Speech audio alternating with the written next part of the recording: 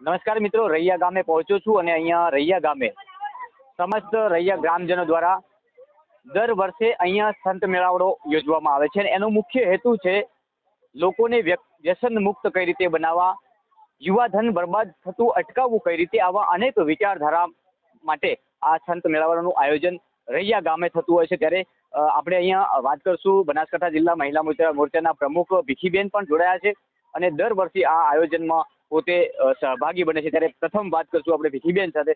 ભીખીબેન, શું છે મેળાવડાનું સંપૂર્ણ જે એનું જે આયોજન છે, કેવા પ્રકારનું આયોજન થાય છે અને શેના માટે આ આયોજન કરવામાં આવે છે?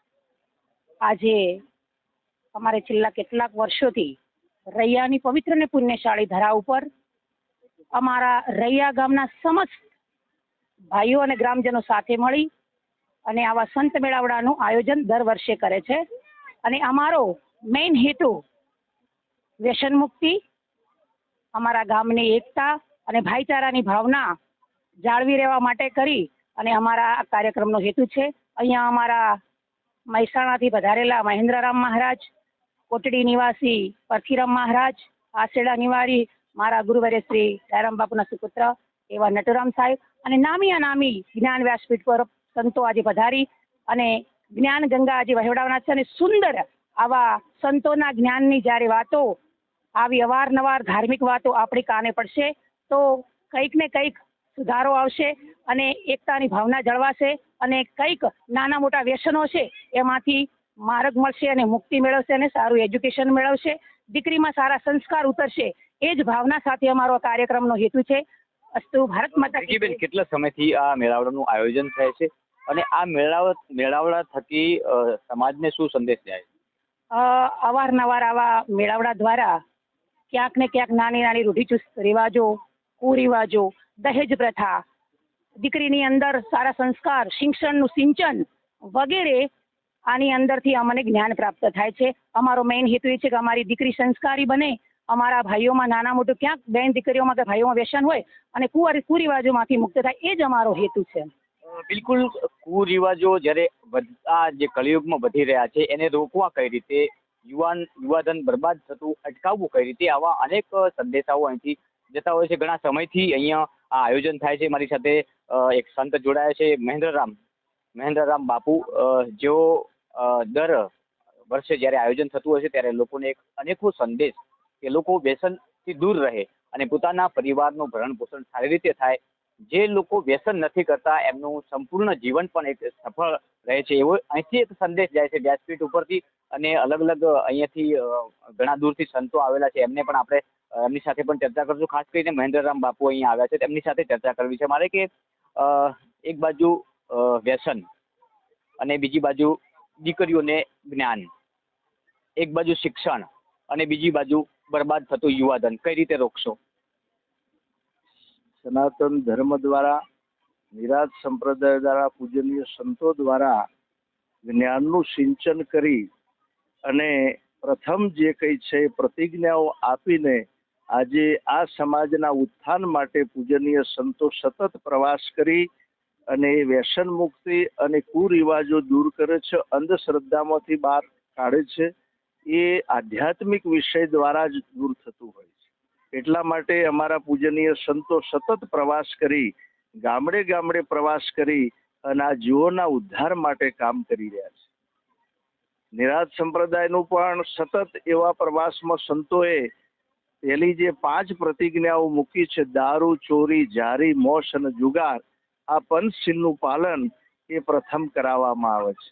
એના કારણે આજે મનુષ્યની ધારામાં આવ્યા પછી પણ આજે દરેક જે કે યુવાન વર્ગમાં વ્યસનનો પ્રવેશ થતો નથી અને ગૃહસ્થી જીવનમાં પણ કોઈ પણ પ્રકારની ઓછ આવતી નથી। બિલકુલ, આ હતા મહેન્દ્રરામ બાપુ, જેમણે સમાજને એક નવો સંદેશ આપ્યો છે કે યુવાનો વ્યસનથી દૂર રહે। જો યુવાનો વ્યસનથી દૂર રહેશે તો આવનારા સમયનું જે એમના પરિવારનું ભવિષ્ય છે એ ચોક્કસથી ઉજ્જવળ બનશે। મારી સાથે એક બીજા સંત જોડાયા છે, એમની સાથે પણ ચર્ચા કરશું। શું નામ? પરથીરામ મહારાજ છે આપણી સાથે જોડાયા છે, એમનો મહત્વનો સંદેશ શું છે જનતા માટે? મહત્વનો એ જ કે પરમાત્માએ આ મનુષ્ય જન્મ આપ્યો તો આ મનુષ્ય જન્મના માનવના દિવ્ય ગુણ શું છે એ સંતો જોડેથી પ્રાપ્ત થાય છે. અને એ દિવ્ય ગુણો પ્રાપ્ત થાય તો એ રાષ્ટ્રપ્રેમી બને, ધર્મપ્રેમી બને, પ્રાણીઓનો રક્ષિત બને અને દેશનું, સમાજનું એવું સ્થાન લાવી શકે છે. એટલે આ મુખ્ય પરમાત્માએ જેમ ગુરુ શંકરાચાર્યજી મહારાજે કીધું કે મનુષ્ય જન્મ એ દેવોને દુર્લભ છે, અને એમાંય ભારત વર્ષ ભૂમિમાં જે ભારત ભૂમિ એ દેવભૂમિ છે, ઋષિમુનિઓની ભૂમિ છે, સંતોની જતી સતીઓની છે. અને એ ભૂમિની અંદર પરમાત્માએ જન્મ આપ્યો. એ જન્મની અંદર આવા દિવ્ય ગુણો પ્રાપ્ત કરી આપણો દેશ, આપણો ધર્મ, આપણું જીવન અને આપણે જન્મ મરણના બંધનમાંથી મુક્ત થવા માટેનો યોગ, સાધુ સંતોની સેવા કરી, જ્ઞાન મેળવી અને આપણે આપણું જીવન આનંદમય બનાવવું એ જ આદેશ છે. ભારત વર્ષની ભૂમિ ઉપર કહી શકાય કે સંતો અને મહંતોની નજર રહી છે કાયમ માટે. મહત્વની વાત મારે સંત પાસેથી એ જાણવું છે કે પરંપરા રહી છે આ દેશમાં, સંતો છે તેઓ તો જ આ ભારત વર્ષ છે, સંતો થકી ટકી રહેલો આ દેશ છે. હવે જ્યારે આગામી 22 તારીખે ભારત વર્ષમાં રામ રાજ્ય ફરી જીવંત બની રહ્યું છે, શું કહેશો? આજના આપણા જે સંતો એ સનાતન ધર્મના, એ આ સંતો આપણા એક ભારતના, એક આ સંતો આપણા ભગવાન છે. અને આ સંતો આપણું હિન્દુ ધર્મ કઈ રીતે ટકે એ પ્રમાણે આપણા સંતો આપણને શિક્ષણ આપે છે, સમાજિક જ્ઞાન આપે છે અને સારા સંસ્કારો આપે છે અને વ્યસનમાંથી આપણે મુક્ત કરે છે સંતો. અને કઈ રીતે એ આપણામાં પરિવર્તન આવે હિન્દુ ધર્મની અંદર એવા આપણા સંતો એ શિક્ષણ આપે છે. અને ભારત ભૂમિના મહાન ઋષિમુનિઓ છે એ જ સાચા સંત છે અને સાચું પણ શિક્ષણ આપે છે, એ જ મહાન સંતો છે. એટલે આપણામાં પરિવર્તન આવે એવા આપ સૌ સંતો શિક્ષણ આપે છે, દરેકને રજૂઆત કરે છે. ના શિક્ષણ ખૂબ લેવાની જરૂર છે. બોલો ભગવાન.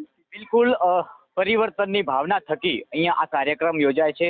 રૈયા ગામમાં ઘણા વર્ષોથી આ કાર્યક્રમ યોજવામાં આવે છે. આપણે રૈયા ગામના સરપંચ સાથે પણ વાત કરશું. સરપંચ, શું કહેશો? રૈયા ગામની એકતા અને અખંડિતતા કાયમ માટે જળવાઈ રહે તેના માટેના આ એક અલગ પ્રયાસ છે.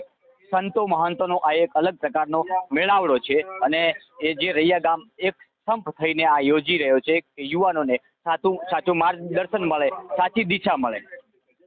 અમારા રૈયા ગામમાં જે આ ધાર્મિક પ્રસંગ છે, સંતો અને મહંતો અને પરમાત્મા દ્વારા જે ભક્તિનું જે છે જ્ઞાન ગંગા છે, એમાં સૌ લોકોની એક ભાવના વધે, સૌ લોકોના સારા વિચારો ઉદ્ભવે અને સૌ સાથે મળીને રહે અને એનાથી લોકોમાં ઘણું બધું સુધારો આવે અને સૌ જે ગામ લોકો છે એ બધા હળી મળીને એક ભાવથી ધર્મનું કામ કરે. એ હેતુથી અમારે દર વર્ષે આવા સંત મેળાવડા ગામમાં થતા હોય છે અને એ ભાવનાથી લોકોમાં ખૂબ ખૂબ સારી બુદ્ધિ અને વિચાર ભાવના સારી જાગે.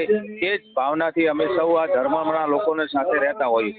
બિલકુલ, આપ જોઈ રહ્યા છો અહીંયા આપણે ભીખીબેન સાથે પણ ચર્ચા કરશું. ફરી વાત મારે મહત્વની વાત કરવી છે. અહીંયા બનાસકાંઠા જિલ્લા પ્રમુખ, મહિલા મોરચાના પ્રમુખ ભીખીબેન, રામ રાજ્ય ફરી 22 તારીખે જીવંત બની રહ્યું છે. આ ભારત વર્ષનો ઇતિહાસ ફરી પુનરાવર્તન કરી રહ્યો છે. શું કહેશો? કેટલી ખુશી છે રામ રાજ્યમાં? ઘણા વર્ષોથી આપણો જે રામ મંદિરનો પ્રશ્ન જે 700 વર્ષ કહેવાય કે જે સતાવતો હતો અને આપણા દેશનું ગૌરવ અને આપણા જ પનોતા પુત્ર એવા માનનીય વડાપ્રધાન નરેન્દ્રભાઈ મોદીએ જ્યારે આ સ્વપ્નને સાકાર કર્યું છે, ત્યારે હું આજે ખુશીની લાગણી અનુભવું છું કે 22મી જાન્યુઆરી જ્યારે આપણા રામ મંદિરનું લોકાર્પણ થશે ત્યારે સમગ્ર જગ્યાએ જય શ્રી રામના નારાનું આજે ખૂબ આહવાન થઈ રહ્યું છે. અને આપણા ભગવાન મર્યાદા પુરુષોત્તમ શ્રી રામનો ભવ્ય કાર્યક્રમ થાય, ઠેર ઠેર એમની ઉજવણીને જેમ દિવાળીનો તહેવાર ઉજવાય એવું સમગ્ર જગ્યાએ મને વાતાવરણ જોવા મળે છે. અને હું પણ એક બનાસકાંઠા મહિલા મોરચા ભારતીય જનતા પાર્ટી વતી હું સમગ્ર જનતાને આહવાન કરું છું કે આવો 22મી તારીખે આપણા ભગવાન શ્રી રામના જન્મ જયંતિનો જે ઉદ્ઘાટનનો કાર્યક્રમ છે તો આપણે સૌ સાથે મળી અને ખૂબ સુંદર રીતે આ કાર્યક્રમને ઉજવીએ. અસ્તુ ભારત માતા કી જય. જય જય બેન. એક દિવાળી હમણાં ગઈ, બીજી દિવાળી 22 તારીખે આવે છે. કેટલી ખુશી છે એના માટે? ખૂબ જ ખુશી છે અને હર્ષની લાગણી અનુભવીએ છીએ. અમારા ભગવાન શ્રી રામના અયોધ્યામાં જ્યારે એમના પાવન પગલા થઈને પુનઃ કહેવાય કે જેને જન્મભૂમિ ધારણ કરતા હોય ત્યારે અમે ખૂબ દિવાળીના તહેવાર જેવી ઉજવણી કરવા માંગીએ છીએ. જય શ્રી રામ. જય શ્રી રામ. જય શ્રી રામ. આ હતા મહિલા મોરચાના પ્રમુખ બનાસકાંઠા જિલ્લા ભીખીબેન વોરા. અને આ રૈયા ગામમાં અનેરા કાર્યક્રમો યોજવાય છે. દર વખતે વાર્ષિક અહીંયા સંત મેળાવડો યોજાયો છે. યુવાનોને વ્યસનથી કઈ રીતે દૂર કરવા, પરિવારમાં સુખ શાંતિ સમૃદ્ધિ કઈ રીતે આવે તેના એક વિચારો થકી અહીંયા સંત મેળાવડો યોજાય છે અને તમામ ગ્રામજનો અહીંયા ઉપસ્થિત રહે છે. રાજ ગજ્જર, બનાસકાંઠા.